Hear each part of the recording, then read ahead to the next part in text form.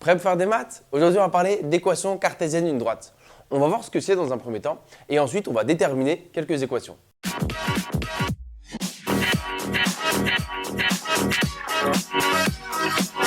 L'équation cartésienne d'une droite. Regarde, je t'ai remis la définition classique de ton cahier ou de ton livre qui est ax plus by plus c égale 0.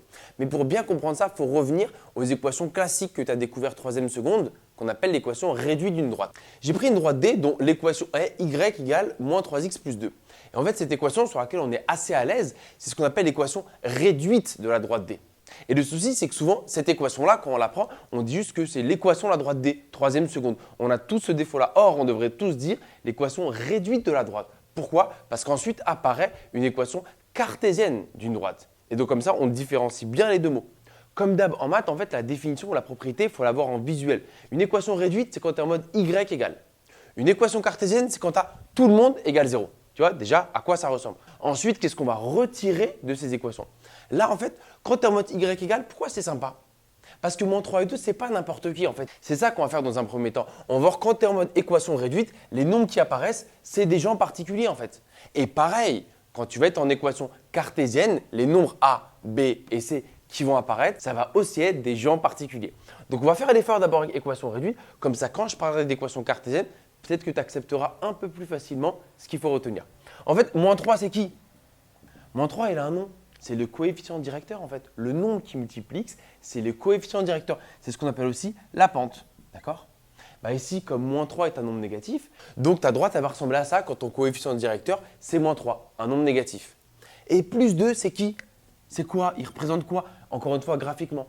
Son nom, c'est l'ordonnée à l'origine. Et en fait, c'est l'endroit où ta droite, elle coupe l'axe des ordonnées. Donc ta droite, elle passe par là. Plus 2, parce que voilà, 0, 1, 2. Donc en fait, cette droite-là, moins 3 et 2, hop, ça me permet de la définir directement. Elle passe par 2 dans les ordonnées et elle descend pas mal. Donc en théorie, il faudrait compter les carreaux pour bien représenter moins 3 comme coefficient directeur. Mais tu as compris, moins 3 et 2, ce sont des éléments particuliers qui me permettent de définir totalement ma droite. Et ça, j'ai pu le faire parce que j'étais en mode équation réduite y égale. Et on va faire ce même raisonnement sur une équation cartésienne. Et j'ai envie que tu remarques un truc. Regarde, ton équation réduite, est-ce que ça peut devenir une équation cartésienne pour la droite D? Parce qu'on est d'accord, tu as une droite et j'exprime son équation de différentes manières, soit cartésienne, soit réduite. Mais en fait, c'est facile de passer de l'une à l'autre. Parce que pour être cartésienne, il faut avoir tout le monde d'un côté. Donc regarde ce qu'il suffit de faire. Je vais faire passer tout le monde à gauche. Donc moins 3x, si je l'amène à gauche, elle devient 3x. Plus 1y ou plus y, je le laisse, moins 2 égale 0. C'est une équation, ça marche, hein, toutes les règles des équations de la quatrième. Donc hop, j'ai fait passer tout le monde à gauche et ça, c'est équivalent à ça, c'est la même équation. Donc ça, regarde, c'est l'équation réduite de ma droite D que j'ai dessinée tout à l'heure. Et donc ça, c'est son équation cartésienne. La même droite, deux façons de la définir. Regarde, j'ai écrit l'équation cartésienne d'une certaine droite delta, j'ai changé pour pas qu'on s'embrouille. Donc ça, c'est bien une équation cartésienne parce que tout le monde est d'un côté en mode égale 0. Première question que je te pose, est-ce que tu es capable de m'identifier ABC? Parce qu'on va avoir vachement besoin de ça, ABC. Qu'en un coup d'œil, tu me sortes A égale, B égale, C égale. Donc A, c'est le coefficient devant X. Ici, c'est moins 1. Là, j'ai fait exprès de prendre un mini cas particulier. A, c'est moins 1. B, c'est 2. Bon, après, il n'y a pas de suspense. Et C, c'est 7. D'accord? Donc voilà, déjà, au moins, quand tu ressembles à ça, tu es capable de me sortir ABC. OK. L'erreur à ne surtout pas commettre serait de dire que ici, en fait, le nombre qui multiplie X, ici, moins 1, ce serait le coefficient directeur. Non. Coefficient directeur, en gros, n'existe que si tu es en mode équation réduite. D'accord? C'est une parenthèse importante. Si tu es en mode équation cartésienne, ne me parle pas de coefficient directeur. On va parler en fait de deux vecteurs. Le vecteur directeur et le vecteur normal à la droite. En fait. C'est ça les deux éléments caractéristiques que je vais pouvoir extirper de mes ABC. En gros, un vecteur directeur, je vais faire une petite faute de maths. En gros, c'est un vecteur parallèle à la droite. Pour illustrer mes propos, voici une certaine droite D et un vecteur U. Bon, même si on n'est pas sur les carreaux, ce n'est pas parfait, on comprend bien que le vecteur U en fait est collinaire à n'importe quel vecteur de ma droite que je prendrais sur ma droite. Donc on dit que ce vecteur U est un vecteur directeur de la droite. Donc voilà le premier truc qu'on va extirper de ABC, c'est un vecteur directeur à cette droite. Est-ce que tu connais la formule? Là voilà la formule en fait. Moins BA est un vecteur directeur. Donc si mon équation cartésienne, et ça on va appliquer direct pour voir si tu as compris, quelles seraient en fait les coordonnées d'un vecteur directeur? On a dit que c'était moins BA. D'où l'importance de maîtriser ABC. Ça pouvait paraître trivial, hyper facile, mais comme pour vecteur directeur et pour vecteur normal que je vais écrire, on aura besoin de manier AB, il faut que tu saches exactement qui est qui. Donc regarde, moins BA, si B est 2, moins B c'est moins 2. Et A, moins 1. Et donc le vecteur de coordonnées moins 2, moins 1 est un vecteur directeur de ma droite. Juste avant de passer aux exercices, je vais te parler du vecteur normal parce que c'est l'autre manière pour déterminer une équation cartésienne. On peut te parler du vecteur normal. Normal, c'est un synonyme de orthogonal, en gros perpendiculaire. Sauf que perpendiculaire, c'est un mot qu'on emploie pour les droites. Ce vecteur, ce n'est pas une droite, c'est un vecteur. Donc on emploie le mot normal ou orthogonal. Le vecteur n est un vecteur normal à la droite, tu auras compris. Tu as besoin que je fasse la même faute de maths? Ça veut dire que en gros, ce vecteur et cette droite sont perpendiculaires, à ne jamais dire, d'accord? Sauf pour comprendre. Vecteur normal, c'est du bonheur, il s'appelle AB. Tu prends A, tu prends B, bim, tu as ton vecteur normal, d'accord? Le vecteur directeur, attention, tu sais, je te change, je te mets un moins, donc il faut être vigilant. Vecteur normal, il n'y a pas de suspense. Donc ici, si je prends toujours ma droite delta, sors-moi un vecteur normal. AB, moins 1, 2. D'où l'importance d'identifier A et B.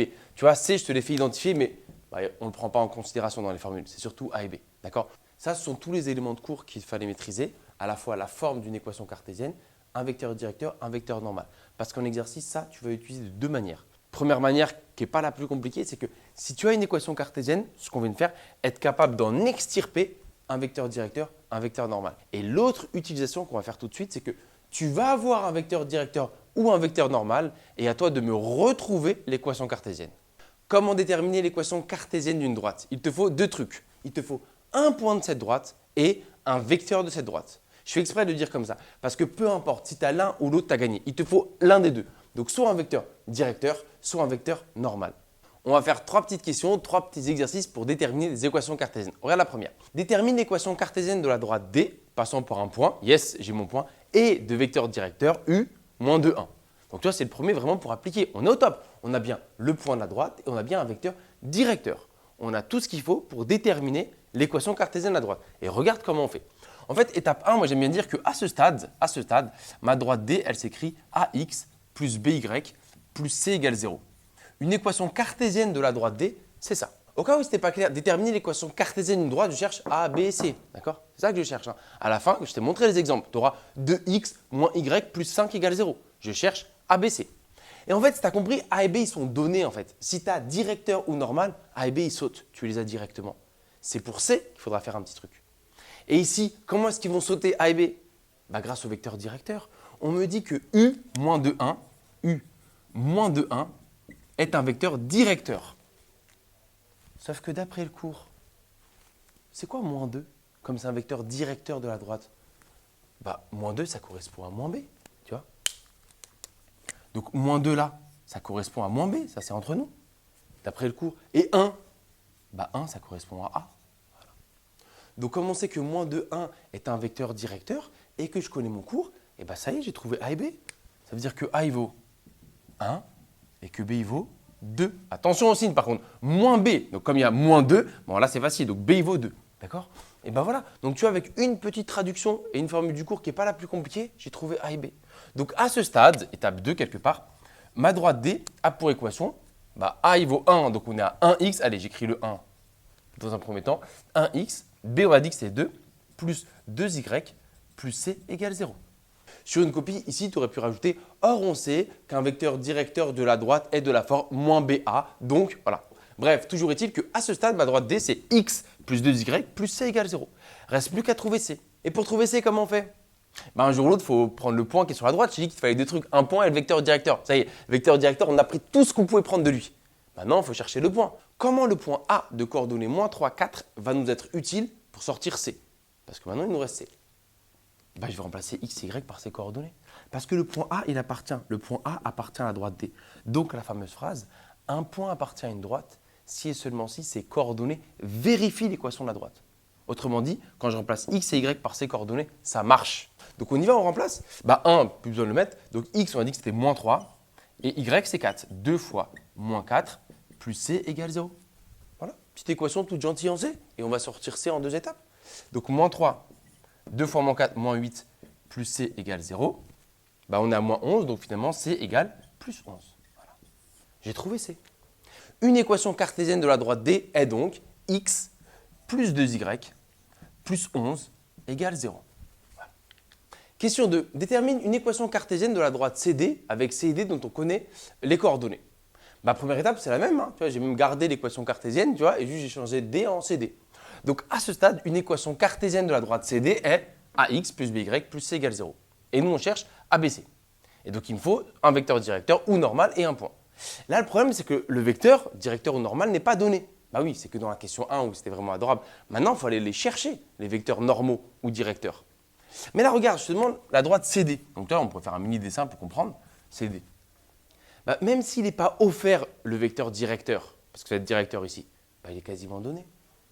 Bah, CD, c'est un vecteur directeur, tu vois, vu qu'il est même sur la droite, c'est du bonheur. CD est un vecteur directeur. Ça, pour le coup, on le met sur une copie. CD en est un vecteur directeur. En est un vecteur directeur.